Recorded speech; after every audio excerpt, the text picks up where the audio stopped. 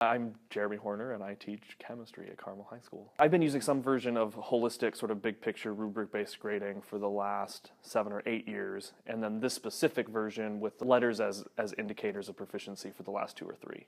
So we use a 5-level rubric, used to be 6, and that essentially covers sort of two levels of proficiency, where you either meet expectations or show sort of an excellent example of that topic. And then 2 levels of non-proficiency, where stuff needs a little bit of work. So we call one of those levels needs revision. The other one would be like it's barely there, like just started. And then the last level is like there is no evidence. And actually, I like that we've condensed from 6 to 5 levels, because I think that even clears up some of the communication. One of the biggest benefits of this one and this kind of grading in general is that it actually makes the scoring more reliable. So it's more consistent from assessment to assessment, and it communicates exactly where a student's proficiency is at, and then they can set a goal or target what they need to do for improvement. There's no confusion about tallying points and any of the extra math required to figure out where you're at. It takes a little bit of time, because we sort of go through the whole process of not only like how the scoring is going to happen, but how it's reported, how it's going to be turned into an overall grade, and that takes some time. I would say even essentially the first quarter we're doing a lot of that. So a lot of it's starting at the basics, like talking about like what is the rubric, what is it trying to communicate, because that's the biggest component.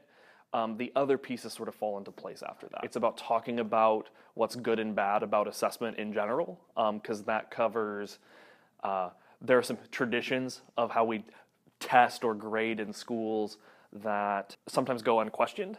And so that's usually the starting point, is to talk about those. And then from there you can start talking about like, well, what makes good assessment and good feedback, and sort of then sell, I guess, that there are other ways of doing this. Or as a school, like we're trying to help support student learning. We're trying to help give students feedback to improve what they know.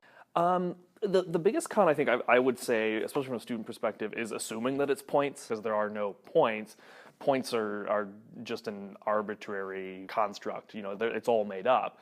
And so these are meant to be sort of levels of proficiency. So I don't think there's a problem necessarily with that transition. I usually hear more of the others where the students go elsewhere, and when they do come back, they were total converts and loved this way of doing it. They have the benefit now of there are a few other science teachers, especially, that are doing this kind of thing. So a lot of students now are ending up in a class doing essentially the same kind of method. But part of that's just exposure. I mean, so I was probably the first to use this kind of grading here. It's sort of been like dominoes and I think it's just exposure to it, because in order to pick up a new idea, you first have to know that there's a new idea, and you have to sort of think about it.